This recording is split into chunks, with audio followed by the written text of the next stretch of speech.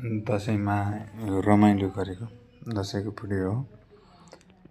यसमा अब हामी घरबाट टिकसिको लगाएर छोरीचो गाउँ घुम्न लान्छु। दाइ भाउजू दाइ दिदीहरू चाहिँ टिका लगाउन चाहिँ हामी ससुरालीतिर लाग्दैछौँ।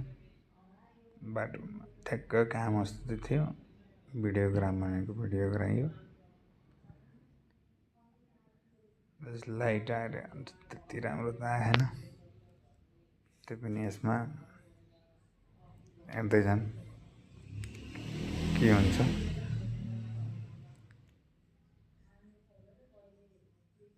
छोरी लुकेर बसी हेरिन्छ मस्त, त्यही हो।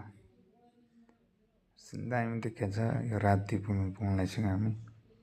मान्छेहरू चाडको बेलामा अलिकति मान्छे आउँछन् घुम्ने पुलतिर।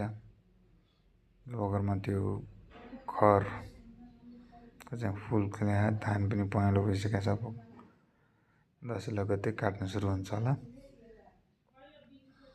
जमुना कोइलाबास जाने रोड हो।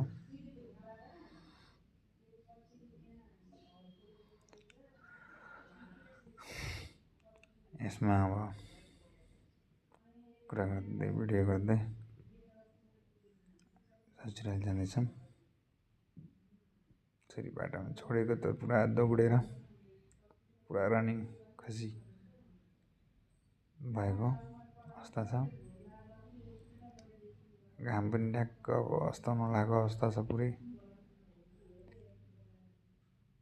यो के भन्छन् यो दुर्गा विसर्जन गर्न अब राति आधी मान्छे लैजाँदैछन्। त्यहाँ गाउँको सब मिलेर लैजाँदो रहेछन्। छुट्टा गाउँको छुट्टै तर एकैचोटि रमाइलो गर्छन् आफ्नो तरिकाले।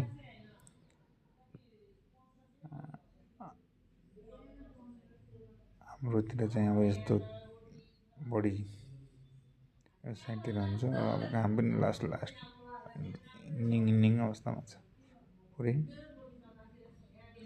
हामी साँझ पुग्छौँ ट्याक्क।